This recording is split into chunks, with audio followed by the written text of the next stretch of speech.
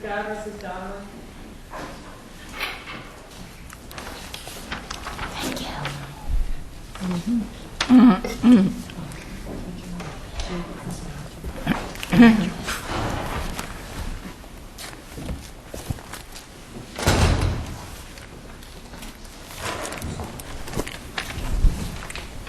Good morning, Mr. Sagar.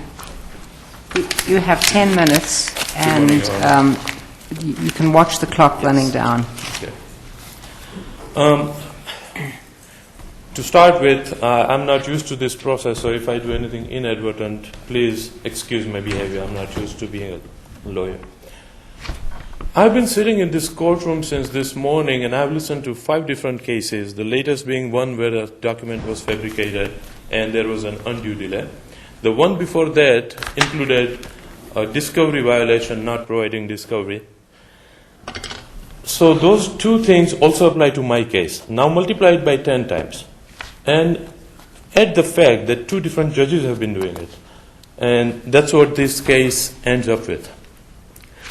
I have put my arguments very succinctly and very clearly with supporting evidence at 2 different levels, including at the county court and now in this court. I have placed evidence that there were unsavory acts on parts of a member of the judiciary who falsified documents. Where would I go when somebody falsifies a document who has complete control over the matter? Yes, I can go to Commission on Judicial Conduct, but Commission on Judicial Conduct has no powers to stop that judge from presiding over that matter anymore. It's not like they can discipline the judge in the sense of firing them right away.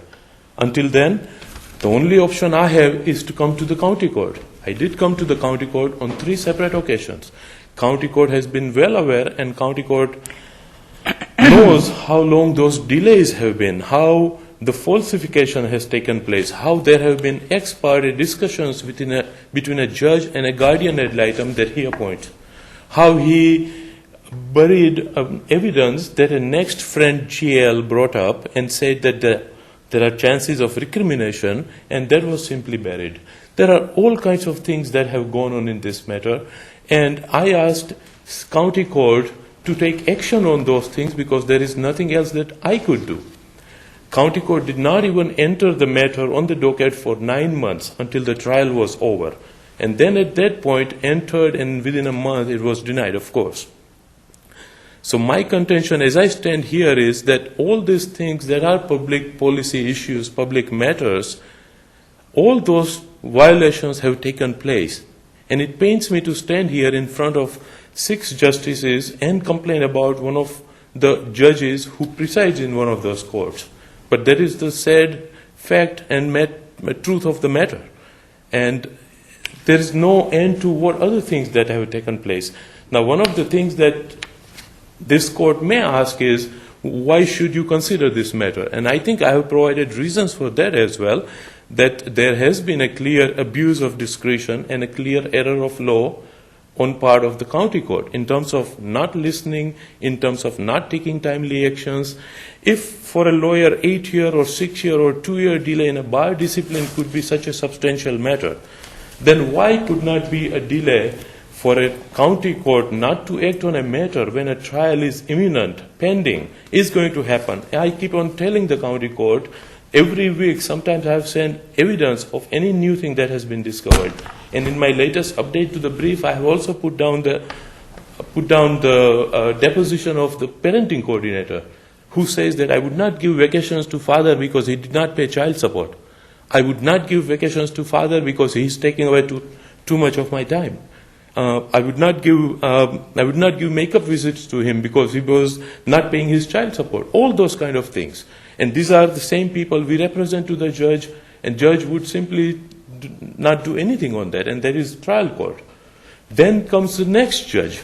The next judge, a judge in between comes and fires the lawyer who did not appear at like 5 of the different hearings in the trial court.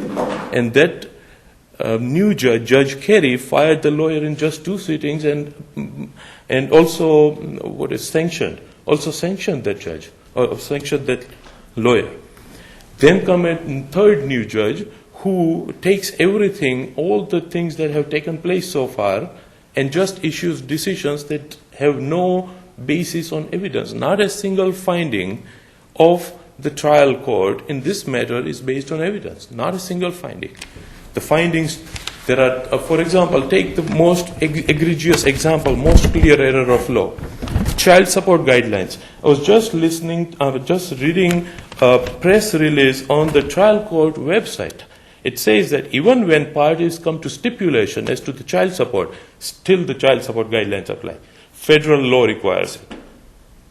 In this matter, no application of child support guidelines, and not applying the child support guidelines requires that there should be a finding issued, not a single finding issued. In other words, no trial has taken place when the trial matter has been opened. Same thing with contempts. 2 contempts were prosecuted, no findings, no decisions, no judgments. There is an endless amount of abuse that has taken place in this matter. And basically, that is my short summary of what I want to present to this court. Most of the evidence, all the evidence rather, that I can lay my hands on is part of the brief. It's part of the county court docket, and it's also part of the trial court docket. So it's not something that I have fabricated. I stand by whatever I have submitted, so there is no fabrication on my part. I'll swear to that right now here. So with that, I would just throw open the forum to any questions that your honors might have. I think not. Thank you, Mr. Sagar. I wish that all of our lawyers were as succinct as you are. So thank you. We will read the materials. Thank you. Thank you.